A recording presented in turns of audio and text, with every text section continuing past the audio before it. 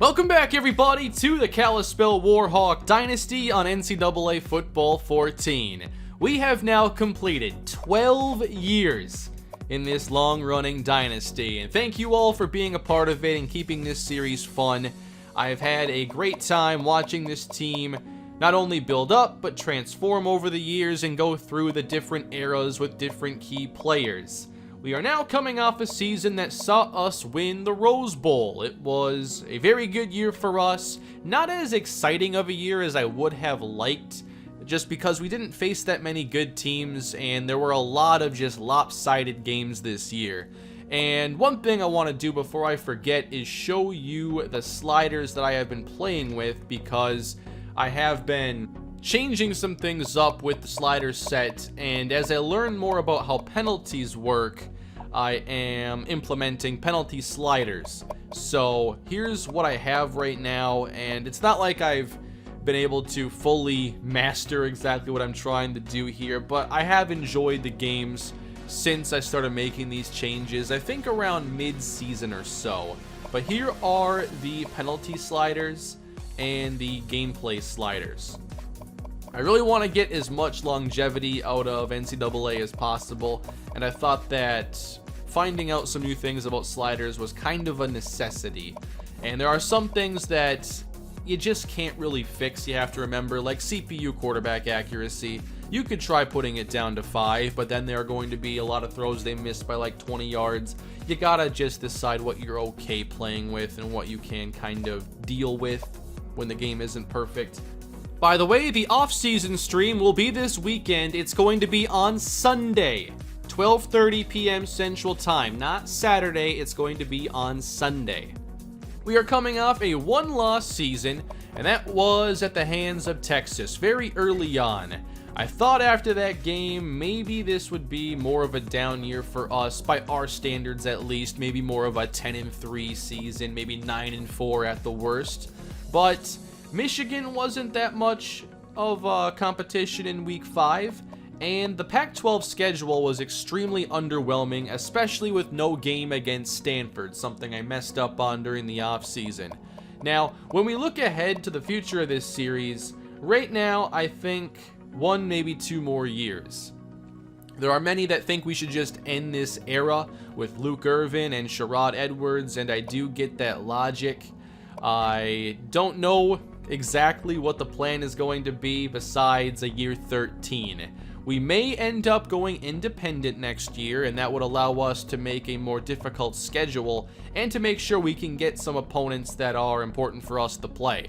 It'd be fun to play against some of the best rivals of the series, maybe Stanford, Boise State, Penn State. And I'll take suggestions, of course, and I'll be looking for feedback. Maybe I'll throw a poll on this video about if you'd like to see us go independent for the rest of the series. Overall, I felt like this was a really fun team, and I'm going to miss a lot of the seniors. I think every year there are a lot of seniors that I'm not really looking forward to replacing. This year is going to be tough, I think, because Daniel Foster and James Huggins were 2 of the best defenders I think we've had in this series. And then offensively, we're also going to lose 3 offensive linemen. I know a few years ago, we had a lot of offensive lineman turnover, and that's going to be the case again this year. Should be 3 new starters a year from now. Eric Bryant graduates. He was a solid end that was mostly depth this year. I'm not sure if there are any juniors I'm worried about going pro early. I don't think so. But replacing Foster should be somewhat difficult. I guess there's potential with Nick Robinson, who was awesome in the Rose Bowl, and Ronnie Howard to go pro early, but I wouldn't think so. I won't spend too much time here on the schedule because the season and the team never really changed dramatically. Our running game did take a step back as I predicted this year, and Sherrod Edwards had a major breakout season. But overall, the season had a lot of lopsided victories, but it closed with an exciting overtime win against Ohio State. They proved to be a really tough challenge, and after we started out strong, I felt like this was a game we were going to win easily. But Ohio State clearly won the second and third quarters, and from there we basically had no room for error, had to play great offensive football in the fourth, and we did it and won the game in overtime. Also had some key plays from defensive back Nick Robinson. His 2 interceptions helped get us the lead and seal the entire game. I thought Luke Irvin had a very nice season. 29 touchdowns, 13 picks. I think we were able to keep the turnovers under control towards the end of the year. Luke Irvin, now in his career, has thrown for 32 and 29 touchdowns, so very similar. Although a drop in completion percentage this year, which I'm not exactly sure why. I don't know that this is even possible in NCAA, but Irvin's a redshirt sophomore. He's a 98. I don't know if there's a chance he could go pro, but I guess that's something to consider if it's possible. Before this past season, I talked about how I thought the running game was going to regress, and I think it did a little bit, but it was certainly not terrible. We had some bad games, but overall Austin Jenkins still had a pretty good season, but losing Johnny Cabral especially, I thought we would be a worse running team. Jenkins did have fewer explosive running plays. He had 14 last year and just 9 this season, and he ended up losing a yard on his per carry average. Still, I will miss Austin Jenkins. He was very reliable and could really do anything that we wanted from him. So I have no idea what to expect from the future at that position, because I don't think Jim Jackson did enough to show he can be a starter. I think his role this year essentially was to keep Jenkins somewhat fresh, so later in the game, Jenkins could be more successful.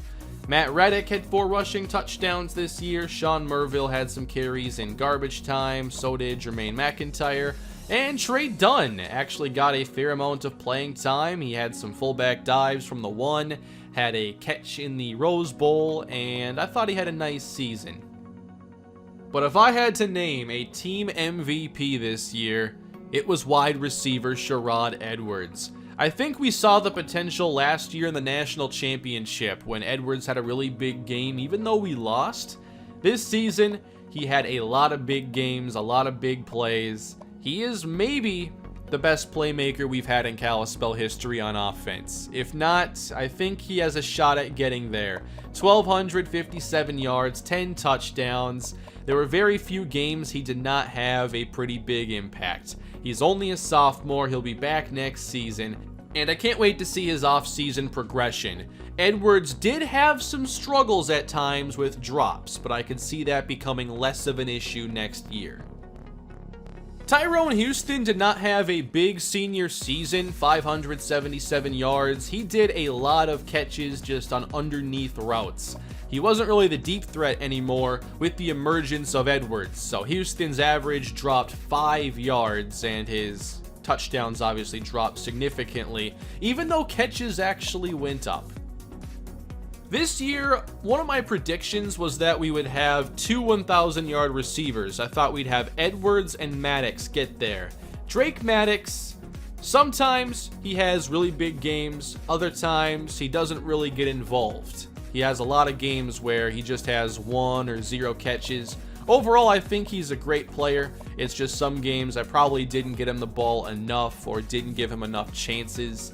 I do that a lot in my series. That happens in the Broncos franchise with Noah Fant from time to time, so I have to do a better job of making sure my tight ends always stay involved. Nick Lindsay was a solid slot receiver this year, finished the season strong. He had just 1 touchdown. And then Colt Sully. He actually had a lot of playing time because late in the year we called so many 4-receiver sets and Sully would just get open, and he's shown time and time again the 99 spec catch is the real deal, and he makes those plays look pretty easy. Here are the rest of the catches down the board. We did get Josh Vincent involved early, but not by the end of the year. For the defense, they have been so strong for a very long time, and Trey Walker had a really fun year. 16 sacks. There were very few games where he didn't have at least 1. A true breakout campaign, getting 16 after a 3-sack season. He also had 3 forced fumbles. Marcus Jordan had 12 sacks. He's a junior. I don't think he'll go pro early. Bill Long, Eric Bryant helped out. And then Shannon Somerville. he still hasn't had that freshman success return. He had 10 sacks his first year, and now 10 sacks combined in the next 2. Jermaine Kent, he was definitely somebody I was curious about at the beginning of the year, and I asked the question, is Jermaine Kent good? Well, after seeing him play this year, Jermaine Kent is certainly good. He led the team with 5 interceptions. He also had a touchdown and 60 tackles on the season. He was a great addition to this secondary that was once again awesome. Nick Robinson, 4 interceptions, 2 very memorable ones in the Rose Bowl. James Huggins, his great Kalispell career comes to an end, and he would have scored a touchdown this year if I didn't mess it up in a game earlier in the season. I was hoping at some point he'd get one more and I wouldn't lateral the ball away or anything, but James Huggins never found the end zone, but had a lot more success anyway. Over 280 tackles in his career, 3 sacks, 6 interceptions. He became an even better pass defender over the years. We'll definitely miss James Huggins. Elliott Red is a really fun player. With his range and speed, you can do a lot with him near the line of scrimmage as a blitzer, and you can trust him in cover 2 when he has to cover a lot of ground. I've called more and more cover 2 over the years when the field gets shortened a bit, when they get to about our 40-yard line, because I like when teams test our safeties. I trust them to make plays.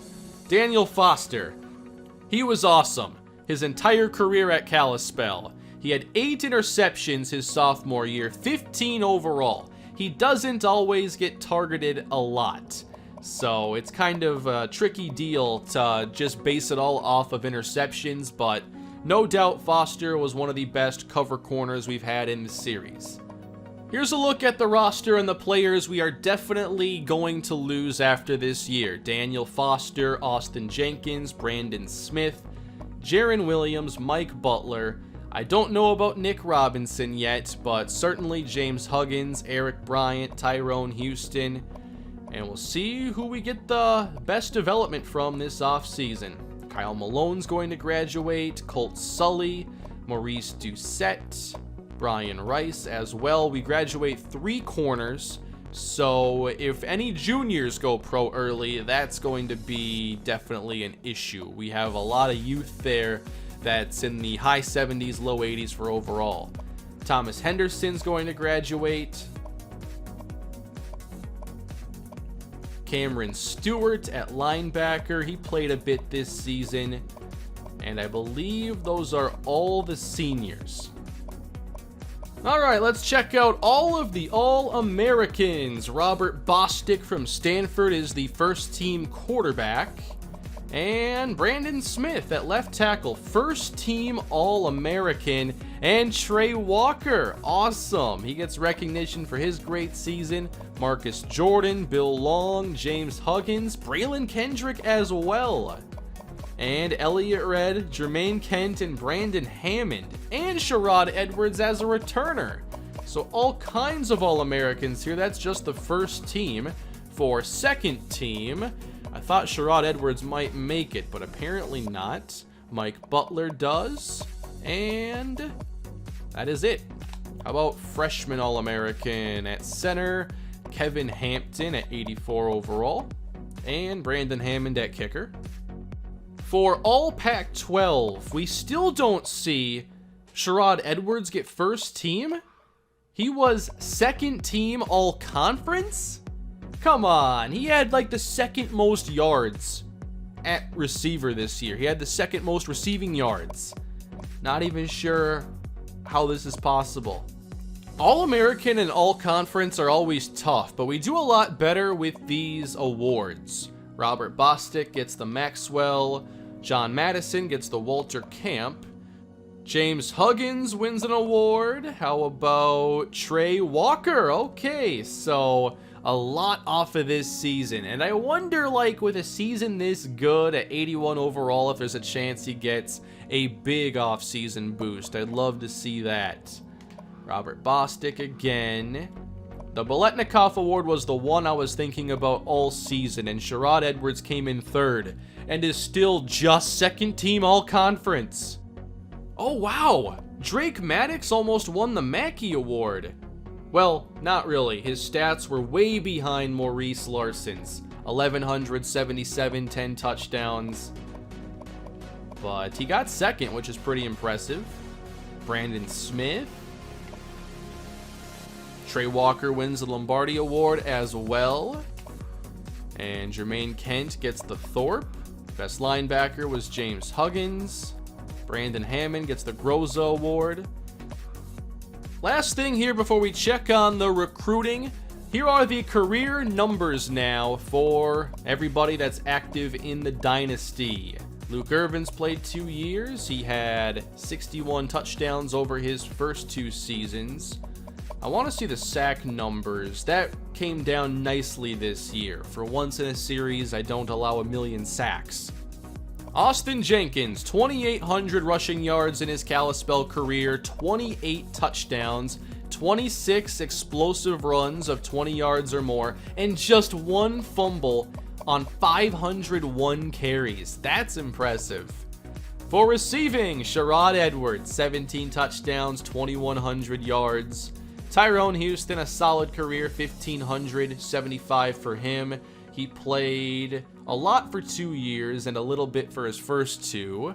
Drake Maddox at almost 1,600 yards. Lindsey at 1,299. Jenkins had 558 as a receiver. Sully 706. A lot of those coming in his final season. 42 tackles for loss for James Huggins. That is a lot. Somerville is the active leader in sacks with 20. And 15 picks for Daniel Foster. That's hard to top. How about forced fumbles? I think it'll be Huggins with 5. By the way, at this stage, we've now played in 10 bowl games in the series. We're 8-2 in those games. And we've played 160 total games, winning 119. And we've been extremely successful at home. I've tried talking that up as kind of a storyline over the course of this year, as I noticed we were one of the best teams in terms of home field advantage, but I'm not sure I can see that at this stage. I want to say we've only lost like 16 games ever at home. I'll have to show it next year when it's available again. But let's take a look now at recruiting. I did not do a recruiting special this year because there wasn't a big need for it. I don't have custom prospects in the series anymore because I don't think the series is going to go too much further. I'm thinking 1 or 2 years. But I'm still recruiting because I have no idea what the future holds. So here's what we've been able to do this year. I feel like we have a pretty decent recruiting class. It got started with a great commitment from Montrell Griffin, who's a defensive end at 79 overall. He's a 4-star prospect, and I think he should be a 5. Finesse move at 87, block shed at 90. He can make an impact extremely early. Then there is Trent Scott at tackle. He's a 3-star player at 76 overall. Very good pass blocker. The strength isn't super high, but I think he would be simply a very good pass blocker. I did get some commitments here from a couple tight ends, Craig Booth and JD Thomas. Booth is a 5-star player, but he's not a great receiving tight end. He only has 75 speed, 69 catching. Really, he's a tremendous blocker. Like his ratings, you can move him to tackle if you wanted to. I'll probably keep him at tight end, but I think he'll be a dominant blocker. JD Thomas, meanwhile, is more of a receiving tight end. His blocking ratings are lower. He has 81 speed, 73 catching, good depth at the position. We got a commitment from safety Robert Harris. He is 5'11", 171, has pretty good speed. He's a good tackler, so I think he fits better at strong safety right now. His cover skills are pretty far off from being very good. Trey Little at outside linebacker. There's a chance we're counting on a young linebacker next season. Could it be Trey Little? We'll see. He's a 75 overall, 79 speed, so not the best range, also low agility, but good run stopping skills. So perhaps he could find some playing time next year, depending on how our situation's looking at that spot. More offensive linemen here, Shelton Douglas and Kyle Tidwell. Tidwell, a 73 overall, a little bit better at run blocking than pass, and Douglas, a lot better at run blocking than pass. We got a commitment from A.J. Medlock at defensive tackle. He is a 69 overall, and I think his ratings are pretty good to start out, and if he got some development, I think he'd be a well-rounded player. I mentioned before, I don't know what the future holds at running back. So here's Marcus Mark, 5'10", 211 pounds. He has pretty good speed. His break tackle is pretty decent at 78, but I'm not sure how that plays with 50 strength. That's a little low. His acceleration and agility are also low, so I'm not sure if we should have high expectations. The top player on our draft board currently is an athlete that I think would be best at running back, and that's Isaac Jones. 88 speed, 83 agility, 90 acceleration. Those numbers aren't really going to wow you. He does have good receiving skills, 79 catching, 79 catching traffic, but I really like the 80 break tackle, 80 trucking, 84 elusiveness. I think his best position would be running back, but he could play receiver, but I think running back is more of a need for us. Like Marcus Mark, his strength is pretty low, so I'm not sure how complete of a runner he's going to be and if we're going to see the power. I sense we're going to have a very competitive running back competition for practice. I was very aggressive all year in making sure Oregon State didn't end this recruiting battle. I forget everything that I did, but I know we had the visit. I'm not sure if I had to do a break the lock scenario, but I made sure to keep this as close as possible. He got the max points every week. Thought he'd be a pretty valuable player. As far as what else we plan to do this offseason, I think maybe adding a quarterback like Joseph Hollis. He's a 3-star quarterback, and he has decent throw power, 77 accuracy. He'd be a good player to develop. This recruiting battle for Terry Sears is also close. He's from Montana. He's 6'1", 220.